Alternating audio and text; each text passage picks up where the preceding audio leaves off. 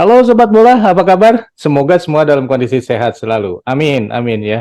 Amin. Ini kenapa banyak sekali komentar yang menginginkan Bima Sakti mengundurkan diri atau berhenti dari posisi pelatih Timnas U17 untuk Piala Dunia U17 nanti. Bro Ipung, ada apa ini? Ya, ini mungkin dari imbas hasil pertandingan pertama melawan Juvenil A Barcelona. Hmm, Kan di situ pertandingan kita lihat sendiri bahwa perkembangan yang kita harapkan dari timnas U17 menghadapi event Piala Dunia kok ternyata gapnya jauh sekali gitu loh. hmm, Dengan katakanlah dengan Juvenil A-nya Barcelona, walaupun kita harapkan sekali bahwa oke lah mungkin kita tidak bisa mengharapkan kemenangan, tapi paling tidak bagaimana cara pelatih atau pemain-pemain Indonesia itu bisa merespon pertandingan tersebut gitu loh. hmm, Jangan sampai bahwa respon yang diharapkan sebetulnya kan yang diharapkan oleh netizen kita adalah bagaimana kita merespon pertandingan tersebut. Karena hmm, responnya juga ternyata tidak seperti apa yang kita harapkan. Ternyata selama 90 menit kita selalu dalam posisi tertekan dan tidak ada variasi-variasi yang bisa ditawarkan dari pertandingan babak pertama sejak babak pertama sampai uh, pertandingan di babak kedua juga kan tidak ada perbaikan sama sekali. Itu yang mungkin menjadi pemicu kenapa kemudian banyak sekali lontaran kekurang puasan terhadap kinerjanya Bima hmm, Sakti. hmm. Tapi kan sebetulnya kalau selisih golnya hanya 3-0 itu kan artinya nggak terlalu jomplang kan sebetulnya. Nah, itu dia. Sebetulnya kita kan tidak melihat lagi-lagi ya, ini kan pertandingan laga uji coba. Mhm, Walaupun pertandingan katakanlah dimenangkan oleh Juvenil A-nya Barcelona 3-0, hmm, tapi dari konstruksi pertandingan sejak awal sampai akhir, kan tidak ada perkembangan dari permainan hmm, timnas kita gitu loh. Sebetulnya yang diharapkan adalah bagaimana kita tuh bisa keluar dari tekanan, hmm, katakanlah ya begitu ya, memberikan hmm, perlawanan sebetulnya. Yang diharapkan adalah bagaimana pemain kita bisa memberikan perlawanan. Masalah kita kalah itu mungkin jadi ini ya, jadi nomor kesekian. hmm, Kita contohkan seperti ini, ketika Indonesia melawan Argentina. mhm, Argentina baru aja juara Piala Dunia, Indonesia ada di peringkat 149. mhm, Indonesia kalah. mhm, Tapi kenapa netizen Indonesia begitu puas karena Indonesia bisa memberikan perlawanan di situ. hmm, Argentina walaupun bermain dengan cara-cara yang serius, tapi dia juga tidak bisa merajalela gitu loh. Nah, itu hmm, sebetulnya yang diharapkannya seperti itu gitu loh. Nah, hmm, apalagi dibarengi juga kan ada semacam apa ya gencar gencar pencarian talent scouting dari berbagai daerah gitu loh mhm, mhm, untuk menjaring talenta-talenta yang utamanya untuk menghadapi event ini. Tapi hmm, ternyata kok talenta-talenta yang diharapkan terjaring dari apa cara-cara apa seleksi di berbagai daerah itu juga tidak kelihatan gitu hmm, loh. Jadi, mhm, nah saya sih melihat bahwa pertandingan kedua ketemu melawan Kashima Antlers nanti ya, itu adalah ajang pembuktian. hmm, Nah, apa yang harus disinilah dibuktikan? sebetulnya inilah sebetulnya ajang pembuktian buat kinerjanya Bima Sakti. Apakah Oh, Bima Sakti bisa melakukan perbaikan hasil evaluasi dari pertandingan pertama? hmm, Kalau ini kemudian Bima Sakti juga bisa memberikan perlawanan, bisa memberikan memberikan wajah kualitas dari potensi pemain-pemain kita yang belum kelihatan di pertandingan pertama, itu hmm, mungkin lain masalah nantinya. hmm. Terkecuali seandainya ini tidak ada perbaikan juga. Nah, ini yang berbahaya sebetulnya, Bro. Bro, kalau dari sisi lawan sendiri ya, kualitasnya Mm-mm. daripada yang pertandingan pertama kemarin dengan yang pertandingan kedua nanti, itu kualitasnya Ya, seperti apa, Bro? Sama, setara, atau beda, atau gimana?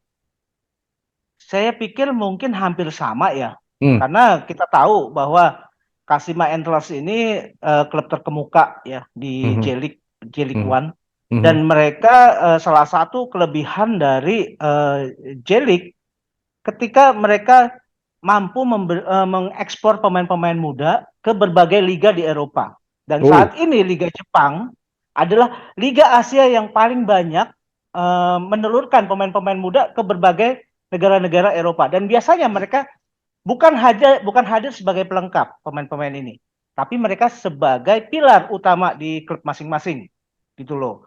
Nah, jadi saya sih punya gambaran bahwa yang dihadapi oleh Bima Sakti melawan Kashima Antlers ini juga bukan sesuatu yang mudah gitu loh. Hmm.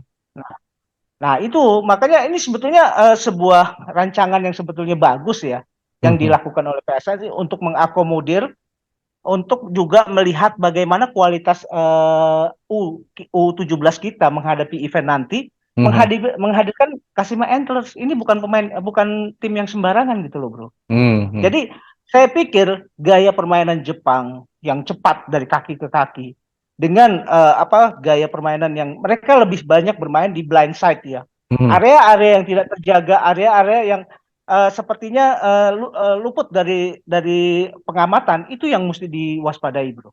Mhm. Tapi sebenarnya gini, sebenarnya ada pertanyaan ini sih. Kalau misalnya hasil permainan kemarin ya Indonesia dikatakan ditekan terus-terusan gitu ya, kenapa yang harus Ya, diganti justru coachnya bukan pemainnya? gini ya, Bro. Biar bagaimanapun ya coach inilah yang paling bertanggung jawab Mhm. terhadap kualitas sebuah tim.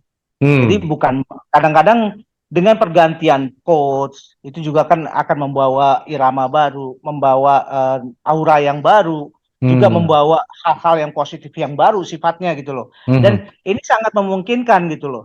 Kita Hmm. ambil contoh begini.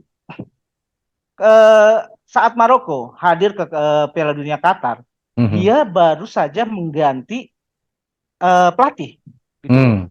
Dan pelatih baru ini diangkat 3 bulan sebelum Piala Dunia Qatar, Hmm. gitu loh. Dan dia berhasil membawa Maroko sampai Maroko. ke semifinal. Iya. Nah, Hmm. itu jadi artinya apa? Eh, Bima Sakti ini tidak bisa menganggap walaupun dia mungkin masih mendapatkan dukungan dari pengurus PSSI, Mhm. dia juga tidak bisa secara secara yakin bahwa dia akan aman posisinya gitu loh. Karena beberapa hal bisa terjadi. Mhm. Nah, apalagi saya sih berharap sekali bahwa dengan kehadiran Frank Wormuth di lapangan kemarin melihat pertandingan Indonesia lawan Juvenil A-nya Barcelona, Mhm. itu juga bisa memberikan masukan yang bagus buat Bima Sakti. Ya. Nah, tergantung dari Bima Sakti. Apakah masukan-masukan yang diberikan oleh Frank Wormuth bisa diaplikasikan di pertandingan kedua nanti, gitu loh. Hmm. Nah, memang harusnya sih buat seorang pelatih ya, itu Mhm. harus punya variasi-variasi permainan yang tidak Hmm. monoton dari satu pertandingan ke pertandingan hanya itu aja. Itu Dia ya. harus punya variasi yang banyak, Ya. referensi yang banyak, gitu Ya. loh. Ya. Nah, yang itu sebetulnya yang dikhawatirkan oleh netizen Indonesia melihat pada hasil kualifikasi AFC, Ya. Piala AFC di under 17 yang 17. kalah Ya. kita lawan Malaysia kemarin. Ya. Kemudian event selanjutnya pertandingan kemarin melawan Juvenil A itu kan tidak ada perkembangan yang signifikan gitu loh. Jadi Hmm. ini yang kemudian membuat netizen juga dalam tanda kutip kecewa gitu loh. Hmm. Sekalipun ada pemain apa namanya dari luar ya, Diaspora. diaspora, Nah. tetap aja kayak gitu ya. Ya, artinya gini, pemain sehebat apapun, kalau dia salah dalam penerapan strategi, penerapan taktikal di lapangan, itu nggak ada artinya, bro. Ya. Jadi, tetap harus dalam hal ini menjadi warning ya buat Ya. Bima Sakti. Ya. Pertandingan lawan Kashima Antlers, U17 kita harus memberikan perlawanan. Itu yang paling Hmm. penting. Ya. Nah, jangan misalkan pertandingan dari babak pertama, ketika misalkan di babak pertama kita mendapatkan serangan bertubi-tubi, kemudian kita tidak bisa recover di babak kedua, itu kan yang bahaya. Hmm. Tapi bagaimana dia merespon mengevaluasi pertandingan babak pertama, kemudian merubah gaya bermain di babak kedua, kemudian Hmm. ada progres, itu yang lebih penting gitu loh. Itu Ya. itu Ya. misalkan ya yang saya Ya. sampaikan tadi. Ya. Nah, Ya. itu yang sebetulnya diinginkan biar Ya. ada gambaran bahwa sosok Bima Sakti ini masih cocok gitu Ya. sebagai pelatih Ya. gitu, bro. Nah, sekarang gini, kalau misalkan harus melakukan evaluasi ini dan kemudian ada perubahan di laga berikut ini nanti gitu ya. Mm-mm. Kira-kira apa perubahannya? Nah, ini gaya permainan Indonesia kan sama ya. Mhm. Seperti yang mungkin dari mulai Indra Safri kemudian STY semua kan dari mulai dibangun dari kaki-kaki dari bawah ya. Ya. Nah, sebetulnya itu yang dibutuhkan. Bagaimana Hmm. aliran bola dari bawah ke tengah ke depan itu bisa lancar. Kemudian pemain juga tahu caranya mengisi ruang. Jangan Hmm. pemain dipaksa berlari terus tanpa tahu tujuannya apa gitu loh. Karena pemain yang membawa bola itu harus bisa didukung oleh pemain yang bergerak mengisi ruang gitu Hmm. loh. Jangan dibiarkan sendiri. Nah, kalau misalkan kemudian ini juga permainan dari kaki ke kaki akan efektif kalau jarak antar pemain tidak terlalu jauh. Hmm. Pertama, itu juga akan menjaga keakuratan dalam mengumpan bola. Hmm. Kalau mengumpan jarak jauh dengan mengumpan jarak pendek itu lebih lebih memudahkan jarak pendek kan. Ya. Nah, kemudian itu dia apa bagaimana pemain-pemain juga tahu caranya mengisi ruang gitu loh, Bro. Itu Hmm. yang paling penting. Ini Tuh. jangan-jangan emang bekal dasarnya emang kurang ya, Bro?